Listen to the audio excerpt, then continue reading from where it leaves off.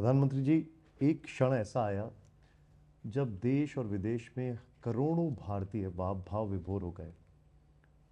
हम लोग वहां पर मौजूद थे, हमने देखा प्राण प्रतिष्ठा के दिन। प्राण प्रतिष्ठा की अगर बात की जाए तो विपक्ष का यह आरोप है कि भारतीय जनता पार्टी राम मंदिर पर अपना हक जमाना चाहती है, इसीलिए हम प्राण प्रतिष्ठा में नहीं आए। आप क्या कहेंगे इसमें? प्रभु राम को ये इतनी सा, कम सामर्थ्यवान मानते हैं क्या? मतलब इनको इतना नॉलेज नहीं है? परम पिता परमेश्वर पर कोई अधिकार कर सकता है क्या? प्रभु राम कितना महान व्यक्तित्व, और एक पार्टी, मामूली छोटी सी बीजेपी पार्टी प्रभु राम के सामने कुछ नहीं है भाई। ये लोग कैसी बात करते हैं? सचमुच में तो प्रभु राम उनके भी होने चाहिए, सबके होने चाहिए जी। इस पर किसी का मालिकी हक नहीं हो सकता है जी। ये सोच ही तो है जो, लेकिन ये वो क्यों बोलते हैं?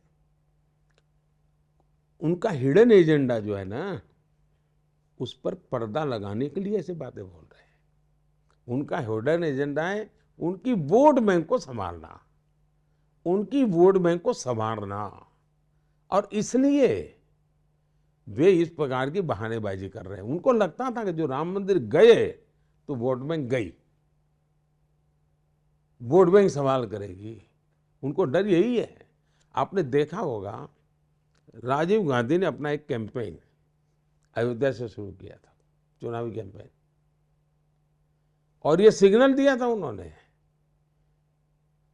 लेकिन तब उन्होंने कहा, उनको उनकी वोट बैंक ने कहा कि ये खेल खेलोगे तो तुम में और बीजेपी में फर्क क्या है, तो भाग गए।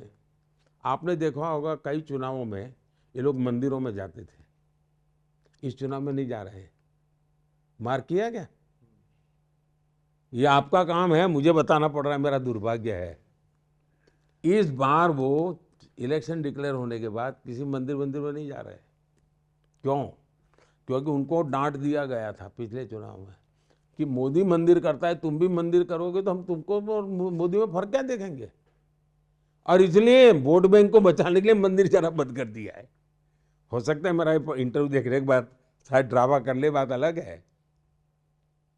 तो इनका खेल वोट बैंक के आसपास है। उनको देश देश की भावना, देश के लोगों के सपने, संकल्प कोई लेना देना नहीं है। प्रधानमंत्री जी, अगर बंगाल की तरफ देखें तो 2019 में बंगाल में अप्रत्याशित आप लोगों को बढ़त प्राप्त हुई थी। उसके बाद विधानसभा में सबसे बड़ा अपोजिशन बन के बीजेपी उठाए है, और अब बार बार बंगाल में आए, इस बार भी आ रहा है और काफ़ी भारी संख्या में लोग आ भी रहा है आपको देखने के लिए। बंगाल का चुनौती को आप कैसे देख रहे हैं, और यहाँ पर सबसे बड़ा मुद्दा आपको कौन सा नजर रहा है? बहुत ही अच्छा सवाल पूछा है आपने। अगर भारत को विकसित होना है तो देश के कुछ राज्य हैं जो बहुत बड़ी भूमिका अदा कर सकते हैं। देश को आगे ले जाने में सबसे ज्यादा सामर्थ्य अगर कुछ राज्य दे सकते हैं तो उसमें एक बंगाल है। और भारत के इतिहास को देखें तो भारत को सामाजिक रूप से अगर किसी ने शक्ति दी तो बंगाल के वैचारिक क्रांति ने दी।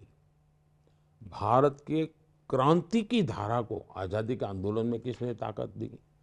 तो बंगाल ने दी है। भारत की वैश्विक प्रतिष्ठा बढ़ी तो बंगाल के कारण से बनी, चाहे टैगोर जी हो, चाहे विवेकानंद जी हो, चाहे जगदीश चंद्र बोस हो। बंगाल का इतना बड़ा योगदान है जिसको दुर्भाग्य से पहले लाल वालों ने और अब टीएमसी वालों ने पिछले 50 साल में इस महान परंपरा को तहस नहस कर दिया है। देश को आगे बढ़ना है तो फिर से बंगाल का पुनर्जागरण जरूरी है, पुनर्जागृति जरूरी है। और मुझे पुनर्जागरण के अंश दिख रहे हैं। दुर्भाग्य से शॉर्ट साइटेड सत्ता भूखे लोग कब्जा करके बैठ गए। एक पॉलिटिकल आइडियोलॉजी ड्रिवन लोग ने बंगाल को बर्बाद कर दिया। अब उन्होंने, बंगाल की जनता ने पूरी तरह नकार दिया।